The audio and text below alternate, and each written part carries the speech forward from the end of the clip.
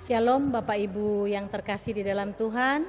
Kembali lagi kita bertemu di dalam persekutuan sepekan doa Pentakosta GKI Sorogenen. Kita akan memulai persekutuan ini dengan memuji Tuhan dari pujian Dengarkanlah Suara Nafiri.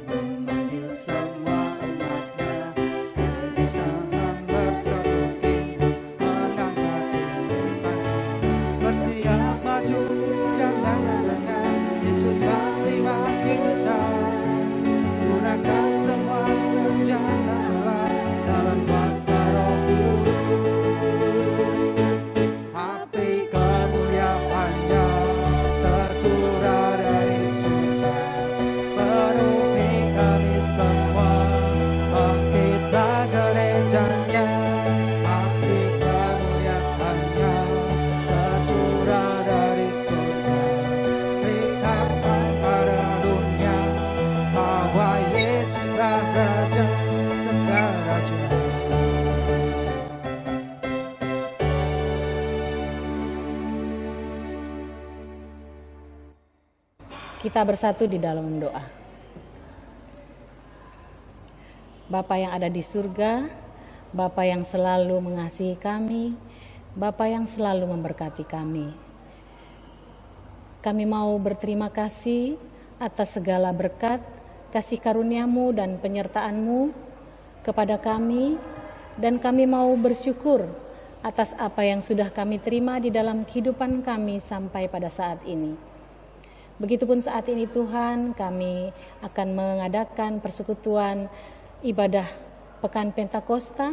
Tuhan kiranya sertai, biar berjalan dengan baik dan lancar sesuai dengan kehendak Tuhan. Kami percaya Roh Kudus-Mu selalu hadir di tengah-tengah kami, menuntun langkah kami, sehingga kami boleh mempermuliakan Tuhan di dalam kehidupan kami, dan kami boleh memberikan yang terbaik bagi Tuhan, sehingga boleh layak dan berkenan di hadapan Tuhan. Inilah doa ucapan syukur dan doa permohonan kami yang kami panjatkan melalui anak-Mu Yesus Kristus, Tuhan kami. Amin. Bapak, Ibu, dan Saudara sekalian, kita memperingati turunnya Roh Kudus, dan saat ini kita tetap bersyukur kepada Tuhan karena selalu menyertai, memberkati kita semua, memberikan kesehatan dan damai sejahtera selalu ada di dalam kehidupan kita masing-masing. Sebelum kita mendengarkan firman Tuhan, kita akan memuji Tuhan sekali lagi dengan pujian Tuhan memanggilmu.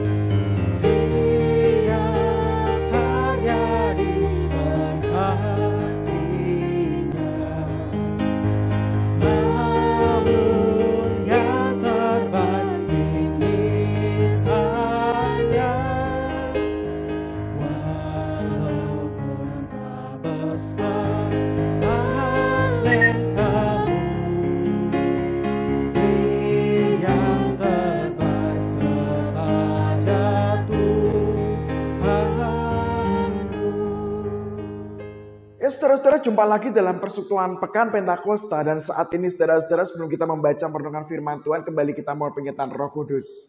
Kita berdoa bersama-sama saudara-saudara. Sungguh suatu anugerah ya Tuhan ketika saat ini kami kembali diperjumpakan secara online. Dan kami sudah memuji nama Tuhan. Dan kini tiba waktunya kami diingatkan oleh firman Tuhan. Biarlah firman Tuhan ini menjadi spirit kami, menjadi kekuatan kami, menjadi dorongan kami agar kami boleh semakin dibentuk, semakin ditempa, dan semakin diarahkan untuk sesuai dengan firman Tuhan. Oleh sebab itu Tuhan, kembali saat ini kami membuka telinga kami, membuka pikiran kami, dan membuka hati kami agar firman Tuhan ini senantiasa menerangi setiap langkah kehidupan kami. Terima kasih Tuhan, dalam nama Yesus kami berdoa. Amin.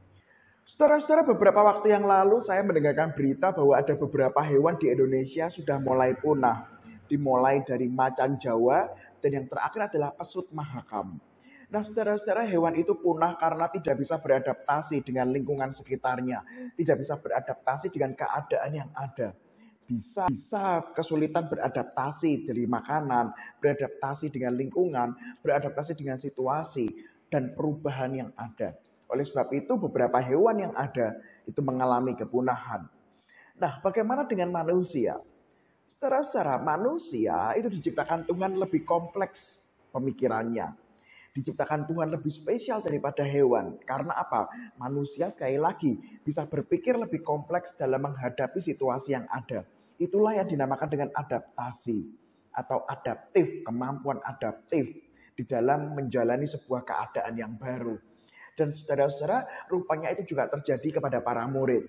Sekali lagi, kalau kita lihat dalam situasi peringatan Pentakosta, itu ada situasi di mana para murid beberapa minggu yang lalu, mereka harus beradaptasi. Yang tadinya bersama-sama dengan Tuhan Yesus, yang tadinya bersama-sama dengan Sang Guru, namun sekarang situasinya berbeda.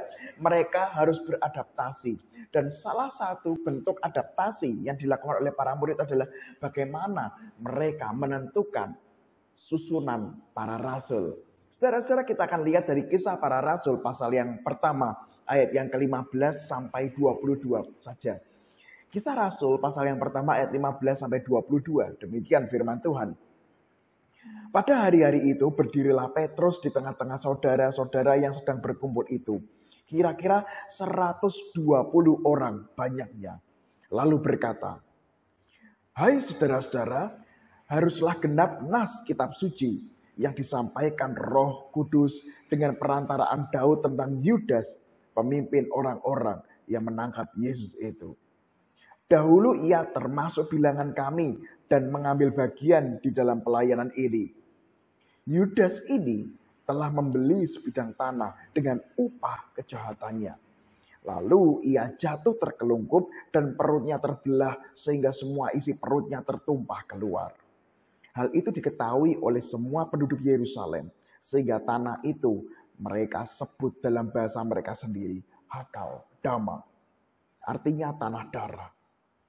Sebab ada tertulis dalam kitab Mazmur, biarlah perkemahannya menjadi sunyi, dan biarlah tidak ada penghuni di dalamnya, dan biarlah jabatannya diambil orang lain.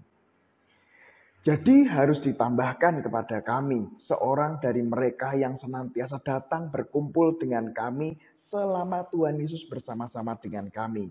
Yaitu mulai dari baptisan Yohanes sampai hari Yesus terangkat ke surga meninggalkan kami untuk menjadi saksi dengan kami tentang kebangkitannya." Nah saudara saya yang terkasih, kalau kita baca lanjutannya itu bagaimana mekanisme terpilihnya Matias. Dipilih menggantikan Yudas. Nah saudara yang terkasih nama Tuhan Yesus, dalam hal ini kita melihat bagaimana para murid beradaptasi dengan keadaan yang baru. Mereka sudah kehilangan Tuhan Yesus dan juga mereka kehilangan salah satu partner mereka, yaitu adalah Yudas. Tetapi sekali lagi, life must go on. Hidup harus terus berlanjut. Oleh sebab itu para rasul dengan kemampuannya mereka beradaptasi dengan situasi yang baru.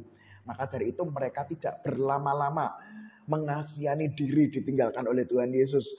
Mereka juga tidak berlama-lama untuk menyesali kepergian Yudas.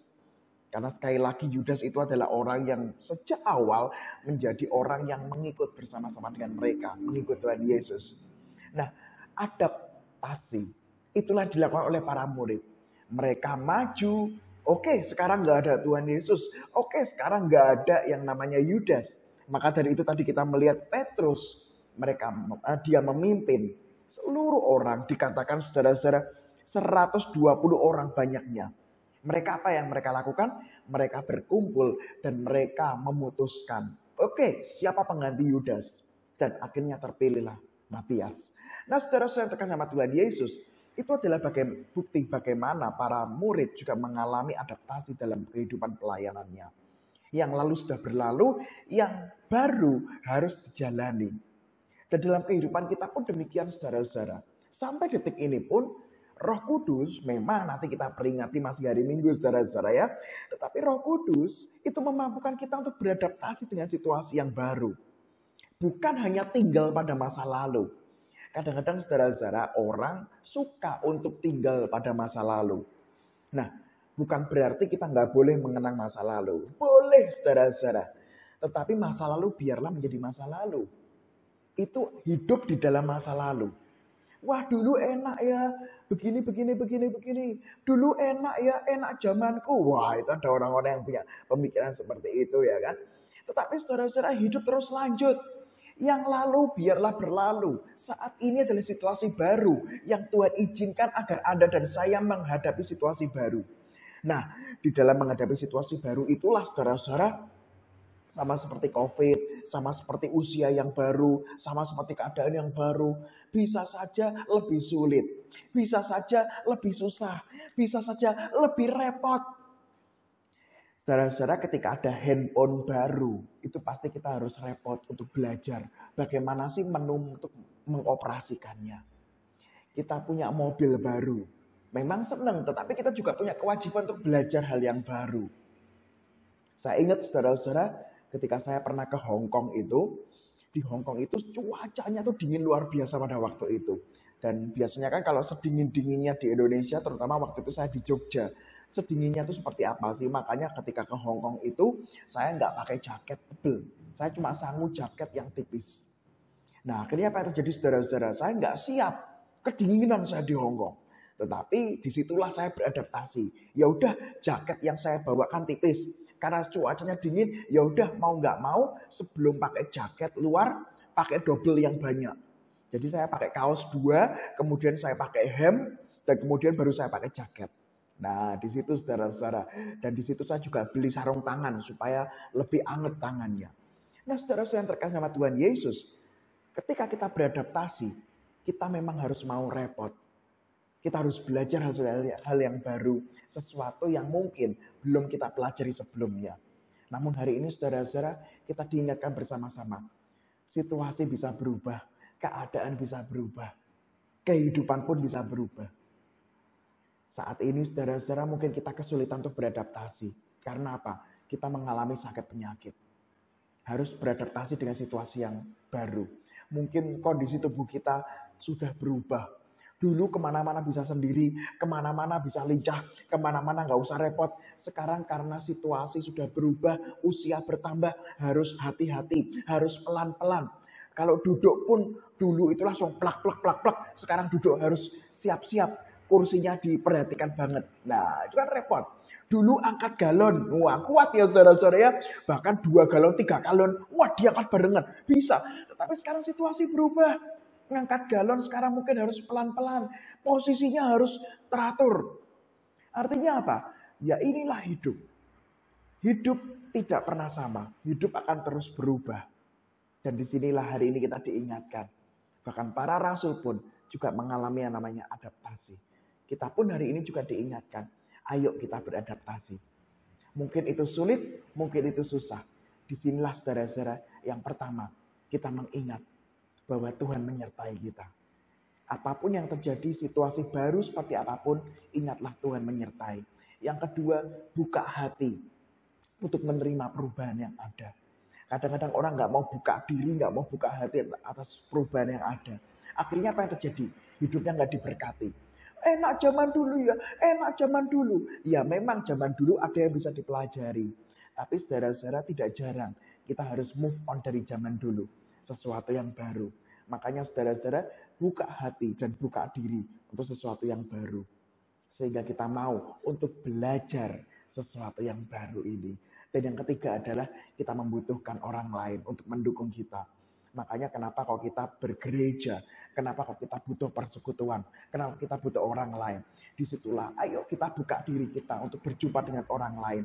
Dan siapa tahu itu menjadi jalan Tuhan untuk memberkati Anda dan saya, untuk kita sama-sama bertumbuh, saling menguatkan, saling belajar, sehingga kita bisa beradaptasi di tengah situasi yang baru. Selamat beradaptasi ketika kita menghadapi situasi yang baru. Amin. Kita berdoa saudara-saudara. Sungguh suatu anugerah ya Tuhan ketika saat ini kami diingatkan bahwa hidup akan terus berjalan. Dan terbuka kemungkinan untuk perubahan-perubahan itu terjadi. Baik itu perubahan situasi di luar diri kami maupun perubahan situasi yang terjadi dalam diri kami. Oleh sebab itu ya Tuhan, mampukanlah kami untuk terus-menerus tidak pernah menyerah menghadapi perubahan. Roh Kudus mampukan kami agar kami terus beriman bahwa Tuhan Yesus sertai kami di tengah perubahan yang ada. Mampukanlah kami juga Tuhan untuk memiliki hati yang mau membuka diri akan perubahan. Kami belajar lagi untuk beradaptasi dalam situasi yang baru. Sehingga kami tahu bahwa situasi yang baru bisa menjadi berkat Tuhan pun juga melimpah di situasi yang baru. Kami juga diingatkan Tuhan, mampukanlah kami juga untuk saling menguatkan, untuk saling mendukung, saling mendoakan. Ya Tuhan, saat ini mungkin ada saudara-saudara kami yang sedang sakit. Disinilah mampukanlah kami untuk terus mendoakan saudara-saudara kami yang sakit, yang lemah tubuh, yang harus menjalani pengobatan, yang harus menjalani situasi yang baru. Kami berdoa untuk yang sudah lanjut usia, situasi baru saudara-saudara kami ini hadapi. Dan di tengah situasi yang baru ini Tuhan, kami berdoa biarlah tetap memiliki hati yang akan cinta Tuhan. Tetap setia, tidak pernah menyerah di tengah situasi yang baru ini. Mungkin saat ini Tuhan kami ada pergumulan, ada masalah. Dan itu membuat kami mengalami perubahan. Baik itu dalam ekonomi, dalam hubungan kami dengan orang lain, di dalam situasi yang baru. Tuhan berkati, Tuhan sertai, dan mampukanlah kami Tuhan tidak menyerah dalam menghadapi situasi baru ini. Namun kami beradaptasi untuk menghadapi hari-hari yang ada. Ya Tuhan, saat ini kami juga berdoa untuk situasi terkini. Ada kemajuan dan Tuhan mampukanlah kami untuk tetap beradaptasi lagi dengan situasi yang baru. Baik itu dari segi pandemi, dari segi kebijakan-kebijakan, dan dari segi kehidupan kami. Kami juga berdoa ya Tuhan untuk orang-orang yang Tuhan pakai dalam memperjuangkan perubahan yang ada. Perubahan yang lebih baik, perubahan yang lebih maju, semua untuk kebaikan dan untuk kemuliaan nama Tuhan juga. Tak lupa Tuhan kami juga mau berdoa untuk orang-orang yang memperjuangkan lingkungan hidup. Tuhan berkati mereka, Tuhan sertai mereka. Terima kasih Tuhan, inilah doa syafaat kami. Hanya di dalam nama Yesus kami berdoa.